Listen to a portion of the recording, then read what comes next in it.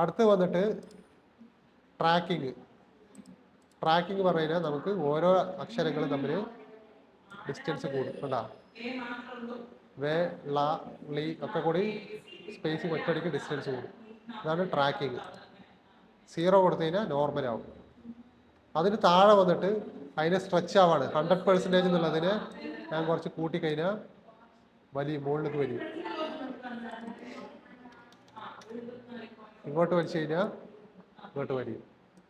ലെറ്ററിനെ പിടിച്ച് വലിക്കാനാണ്. അതൊരിക്കലും നിങ്ങൾ ചെയ്യേണ്ട. അതാണ് 100% തന്നെ നിന്നാൽ മതി. ഓക്കെ.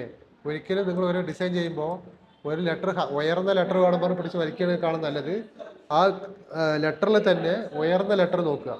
ഇപ്പൊ ഇതിൽ തന്നെ കണ്ടില്ലേ, ഇപ്പൊ ഇമ്പാക്റ്റ് ഉണ്ട്, ഏരിയയിലും ഉണ്ട്.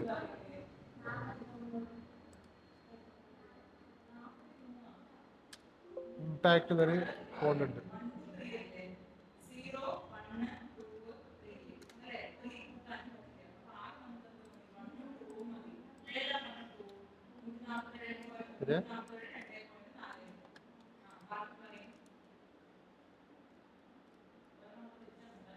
ഏരിയ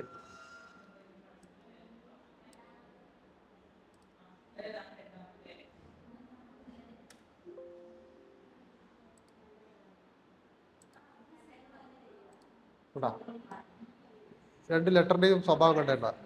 ഇപ്പൊ ഏരിയയിൽ നിന്നുള്ള ലെറ്ററിന് നിങ്ങൾ എന്തെങ്കിലും പേരടിക്കുകയാണ്. ഇപ്പൊ നിങ്ങളുടെ പേര് ഇവിടെ ഏരിയൽ ഫോണ്ടില്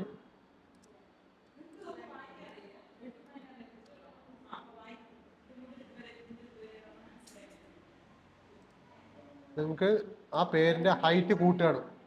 ഹൈറ്റ് കൂടിയത് വേണം പറഞ്ഞാൽ ഇതിനെ പിടിച്ച് നിങ്ങൾ കൺട്രോൾ T അടിച്ചിട്ട് പിടിച്ച് ഷിഫ്റ്റ് ചെയ്യുക എന്തെങ്കിലും ചെയ്ത് കഴിഞ്ഞാൽ അതങ്ങനെ ഹൈറ്റ് കൂടും. ഓക്കെ.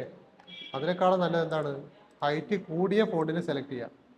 ഇങ്ങനെ ഹൈറ്റ് കൂടിയ ടൈപ്പ് ഫോണ്ട് ടൈപ്പ് സെലക്ട് ചെയ്ത് അതിൽ നെയിമെന്ന് സെലക്ട് ചെയ്താൽ അതായിരിക്കും ഭംഗി. ഒരിക്കലും ഇങ്ങനെ വലിച്ചു നീട്ടാൻ നോക്കരുത്. അതുപോലെ അതിലെ പെർസെൻറ്റേജ് മാറ്റാനും നോക്കരുത്. അതിൽ ആ സെറ്റിങ്സ് ഉണ്ട് പറഞ്ഞിട്ട് നീക്കാൻ നോക്കണ്ട. അപ്പോൾ നിങ്ങൾ ഹൈറ്റുള്ള ഫോണ്ട് നിങ്ങളുടെ ഫോൺ അത് ചെക്ക് ചെയ്ത് നോക്കുക, അതിനനുസരിച്ച് കൊടുക്കുക.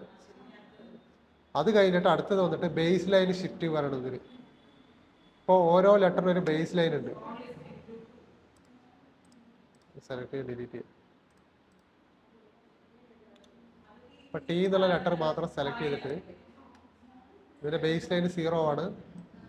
കൂട്ടിക്കഴിഞ്ഞാൽ മുകളിൽ പോകും കേട്ടാ. നമ്മൾ ടെക്സ്റ്റ് സെലക്ട് ചെയ്തതിന് ഒരു ലൈന് പോകണം കേട്ടോ, ചെറുതായിട്ട്. ടെക്സ്റ്റോടെ ചേർന്ന് ഇൻവിസിബിൾ ലൈന് പറയും.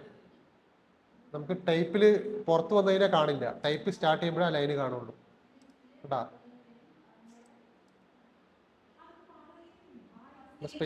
സ്പേസ് ബാർ അടിക്കുമ്പോഴൊക്കെ കാണും കേട്ടാ, ഒരു ലൈന് കാണുന്നുണ്ടാ. പുറത്ത് വന്നു കഴിഞ്ഞാൽ ആ ലൈന് കാണില്ല. ആ ലൈനാണ് ബേസ് ലൈൻ എന്ന് പറയാം. ഓക്കെ. ഇപ്പൊ ഈ ലെറ്ററിന്റെ ബേസ് ലൈന് ടച്ച് ചെയ്തിരിക്കുകയാണ്. ഇപ്പൊ എം എന്നുള്ള ലെറ്റർ വന്നിട്ട് ആ ലൈന് ടച്ച് ചെയ്താൽ നിൽക്കണം അല്ലേ. പി എന്നുള്ള ലെറ്ററോ ആ പീൻ്റെ ഈ ഭാഗം ടച്ച് ചെയ്തിട്ട്, പക്ഷെ അതിൻ്റെ വര താഴെയാണ്. അതാണ് ആ ഓരോ ലെറ്ററിനും അതിൻ്റെ ബേസ് ലൈനും ഉണ്ട്. അപ്പോൾ ബേസ് ലൈനിൽ ഷിഫ്റ്റ് ചെയ്യണം പറയുന്നത് P സെലക്ട് ചെയ്തിട്ട് ഇവിടെ 0 എന്നുള്ളത് ഞാൻ കൂട്ടിക്കഴിഞ്ഞാൽ ഇവിടെ അപ്പോളിൽ പോകുന്നുണ്ടല്ലേ. ഓക്കെ. അപ്പോൾ ബേസ് ലൈന് ചില സിറ്റുവേഷനിൽ അറേഞ്ച് ചെയ്യേണ്ടി വരിക. നിങ്ങൾ ഡിസൈൻ ചെയ്യുമ്പോൾ വലിയ പാരഗ്രാഫൊന്നും വരില്ല. നിങ്ങൾ വർക്ക് ചെയ്യുമ്പോൾ ഒന്ന് എഡിറ്റ് ചെയ്യാൻ വേണ്ടി ഇതൊക്കെ ഈ പറഞ്ഞ ബേസ് ലൈനും ഈ ഞാൻ മുന്നേ പറഞ്ഞ പോലെ ട്രാക്കിങ്, ലീഡിങ്, കേണിങ് ഇതൊക്കെ ഒരു ഫോണ്ട് ക്രിയേറ്റ് ചെയ്യുമ്പോൾ ഉള്ള നമ്പേഴ്സാണ്. അപ്പോൾ അതിലെന്തെങ്കിലും നിങ്ങൾക്ക് റീ എഡിറ്റ് ചെയ്യണമെങ്കിൽ ചെയ്തോട്ടെ പറഞ്ഞിട്ടാണ് ഓപ്ഷൻസ് കൊടുത്തിരിക്കുന്നത്. എല്ലാ സോഫ്റ്റ്വെയറിലും ഉണ്ടാവും. ഓക്കെ. അടുത്തത് കളർ. നമ്മൾ മുന്നേ അതിൽ കണ്ട അതേപോലെ തന്നെയാണ് കളർ മാറ്റുക. അതിന് താഴെ ഫോട്ടോഷോപ്പിന് തന്നെ ഡിഫാൾട്ടായിട്ട് കുറേ സൈസുകളുണ്ട്. അതിന് പഴയപോലെ 0 ആക്കാം.